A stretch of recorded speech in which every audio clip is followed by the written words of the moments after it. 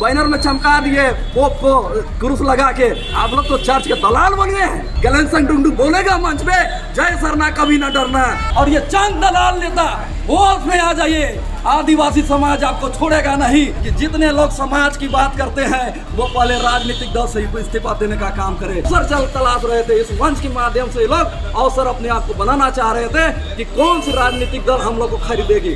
हम लोग अगुआ कहते हैं, ये लोग ईसा भगत को और भाई फूलचंद तिर्की को और हमारे पूरे टीम को धक्का मुक्की किया गया।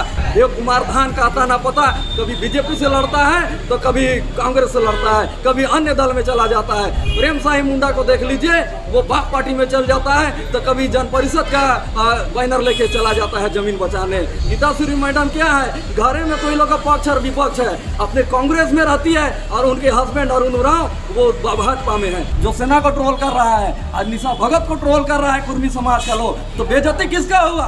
बेइज्जती पूरे आदिवासी समाज का हुआ। मैं शकील और आप देख रहे हैं IDTV इंद्रधनुष। पिछले कई महीनों से झारखंड में कुर्मी और आदिवासी के बीच जुबानी जंग देखी जा रही है। कारण यह है कि कुर्मी आदिवासी में शामिल होना चाहते हैं, जिसका विरोध आदिवासी संगठन कर रहे हैं। आदिवासी संगठन इसका विरोध कर रहे हैं, जिसको लेकर उन्होंने अभी तक लगभग 2 रैलियों का आयोजन राजधानी रांची में किया। पहला रैली 12 अक्टूबर को अजय तिर्की के द्वारा बुलाया गया और दूसरा रैली 17 अक्टूबर को प्रभात तारा मैदान धुरुआ में बुलाया गया।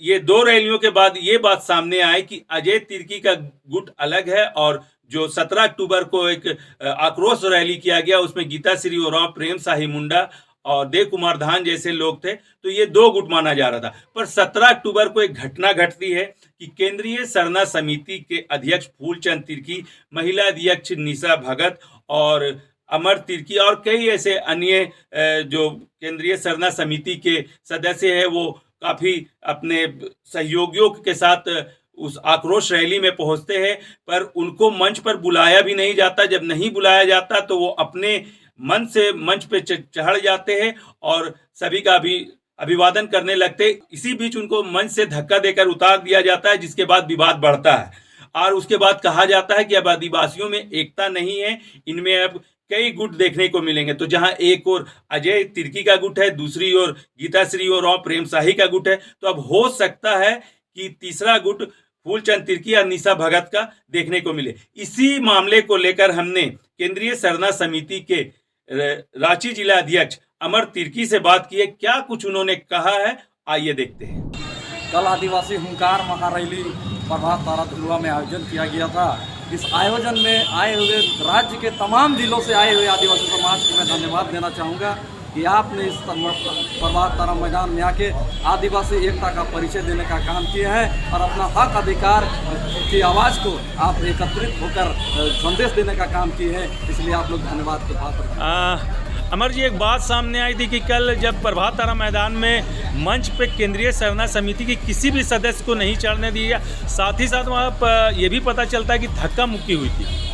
जी, दुर्भाग्य की बात है कि जब समाज के परिप्रेक्ष्य में हम लोगों ने काम किया है, केंद्रीय सरना समिति बाबा कार्तिक उरांव के बनाए हुए नक्शे कदम पे उनके बायलॉज के अनुसार हम लोग चलते हैं और अपने समाज की हर मुसीबत में हम लोग जमीन बचाना हो या किसी के साथ सामाजिक रूप से प्रताड़ित होना हो या समाज में मुसीबत को बढ़ता है तो यही केंद्रीय सरना समिति डट के खड़ा रहता है। ये कार्तिक उरांव के मार्गदर्शन पर चलने वाली ये हमारे सरना समिति है। लेकिन दुर्भाग्य की बात है कि कल अगुवाई कर रहे हैं हमारे समाज के संरक्षक लोग, हमारे समाज के जिन्होंने हम लोग अगुआ कहते हैं, ये लोग समाज के बेटी निशा भगत को और केंद्रीय सरना समिति के अध्यक्ष बड़े भाई फूलचंद तिर्की को और हमारे पूरे टीम को धक्का मुक्की किया गया और मंच में बैठने के लिए जगह नहीं दिया गया।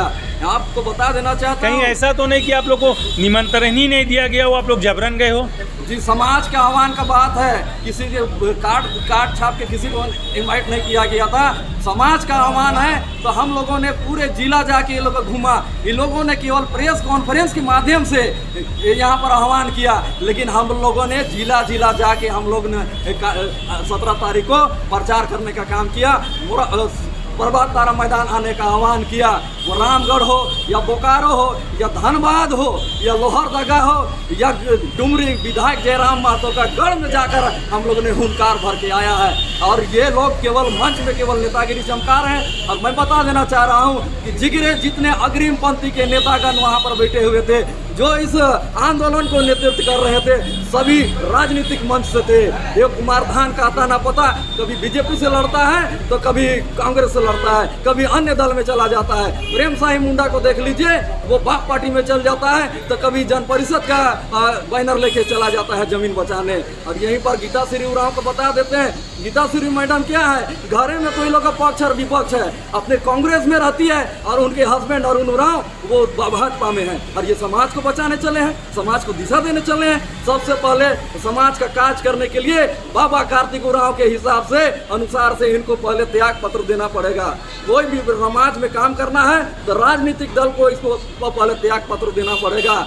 आज इन लोगों का मानसा था, घाटशिला उपचुनाव है और आने वाले आगामी विधानसभा चुनाव में अपना प्रभाव छोड़ना चाहते थे कि हम लोगों ने आह्वान किया आदिवासी समाज को और हम लोगों ने महाजुटान करके अपना वजन बनाना चाहते थे, पॉलिटिकल कैरियर बनाना चाहते थे, अवसर तलाश रहे थे। इस मंच के माध्यम से लोग अवसर अपने आप को बनाना चाह रहे थे कि कौन सी राजनीतिक दल हम लोग को खरीदेगी, कौन सी राजनीतिक दल हम लोगों को आंकेगी और हम लोग को आने वाला दिन में टिकट देगी। अगर टिकट नहीं देती है तो आने वाले चुनाव में इन लोगों को पैसा देके जनता के बीच भेजने का काम करती है। अमर जी, आपने कहा कि आप लोगों ने घूम घूम के हर एक गांव और ये में सभी आदिवासियों को बुलाया, तो आप लोग इतना देर से क्यों पहुंचे? आप जब मेजबान थे तो आपको तो सुबह से उस मंच पे रहना चाहिए। जी, हमारे लोगों का स्वागत कर रहे थे।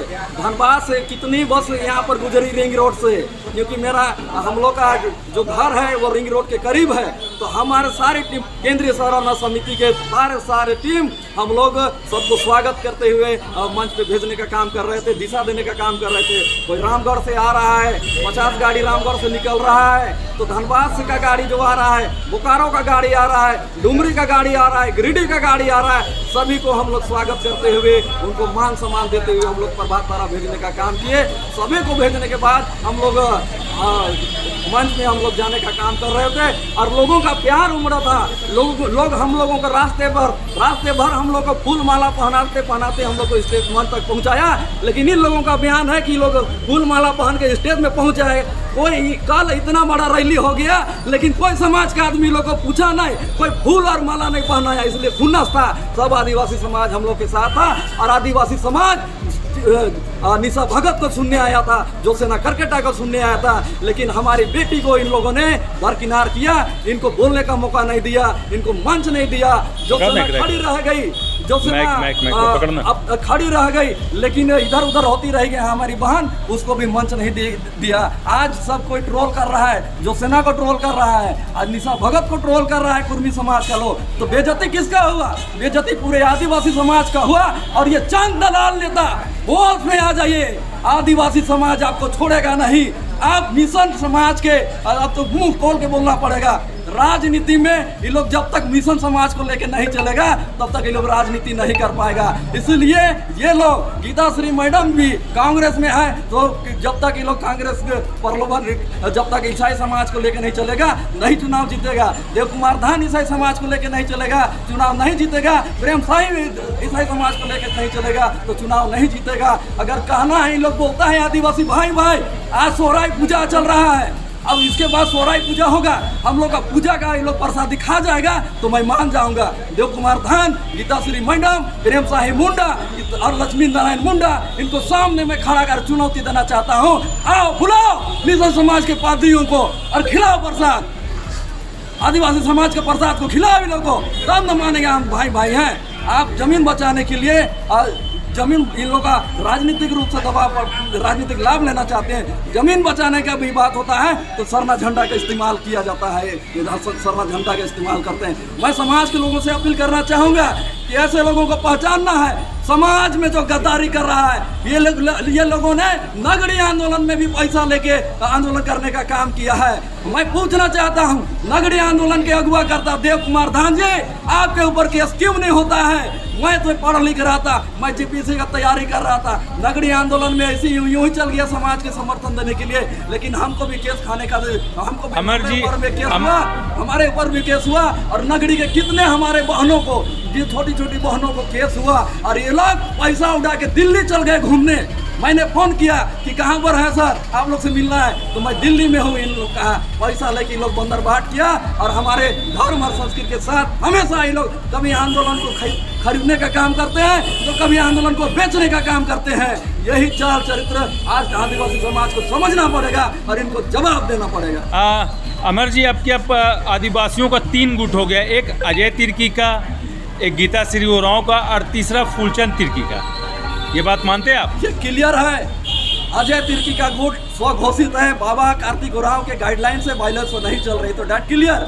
वो हेमंत सोरेन के एजेंट के रूप में काम कर रहे हैं, ये जग जाहिर है। दूसरी बात है कि प्रेम साई मुंडा, देव कुमार धान और गीता श्री मैडम, ये लोग राजनीतिक चेहरा है, राजनीतिक नाटकबाज है। आप इन लोग को देखिएगा, जब चुनाव आ जाएगा तो पार्टी के पीछे पीछे ये लोग, कौन पार्टी लोग को चुनाव दे दे, टिकट दे दे, ये चुनाव का तलाश करते हैं। अरे प्रेम साई मुंडा, क्या बोलते हैं, देव कुमार धान तो मंत्री थे, उस समय बंधु तीर की चुनौती दिया। आज जिसको विधानसभा घुसने का मौका नहीं मिल रहा है, पागल हो गया है ये आदमी, अब इसको जगह नहीं मिलेगा, अभी को कहीं नहीं जगह मिलेगा। फूलचंद तिर्की गुट है वो कि क्या आदिवासियों की राजनीति करेगी? बिल्कुल, ये राजनीति नहीं करेगी, ये केंद्रीय सरना समिति पूर्णतः सामाजिक पार्टी है। मैं बता देना चाहता हूँ कि जितने लोग समाज की बात करते हैं वो पहले राजनीतिक दल से ही इस्तीफा देने का काम करे, तब मैं चाहूँगा, जब मैं जानूंगा कि ये लोग समाज के परिप्रेक्ष्य में सही काम कर रहे हैं। किसी ना किसी राजनीतिक दल से जुड़ के भी आप राजनीतिक दल में भी रहिएगा और समाज की बात कहिएगा,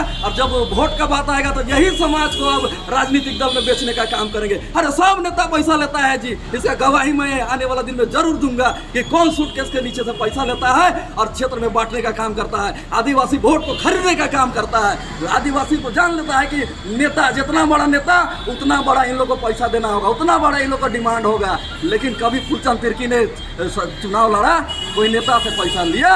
ये चाल है चर्च वालों की, नैरेटिव फैलाया जाता है कि ये लोग बीजेपी का एजेंट है। और आप लोग कौन है? आप लोग डायरेक्ट तो आप बैनर में चमका दिए पोप को क्रूस लगा के, आप लोग तो चर्च के दलाल बन गए हैं। आप तो चर्च वाले 10 विधायक से आप पैसा लेके फंडिंग करा के आप रैली कराते हैं, यही कराते हैं आदिवासी समाज को। अगर है ताकत तो बोल के दिखाइए, जय सरना कभी न डरना। गैलेंसन डुंडू बोलेगा मंच पे, जय सरना कभी न डरना। शशि पन्ना बोलेगा मंच में, जय सरना कभी ना डरना। और जितना भी मिचल समुदाय का लोग है, ये लोग अगर जय सरना मंच में बोल दे, उसी दिन मैं मानूंगा ये भाई भाई, और हमारा प्रसादी ग्रहण कर ले, हमारा पूजा पाठ को खा ले, हमारा पूजा पाठ में सम्मिलित हो। नाच देने से आदिवासी नहीं होगा। आपको हमारा जो जमीन कहा रहे हैं, हमारे पुरखा को हम लोग पूजा करते हैं, उसको मानना पड़ेगा, तब हम लोग समझेंगे कि आप हमारा भाई है, नहीं तो आप कसाई है, और कसाई से भी बेहतर है।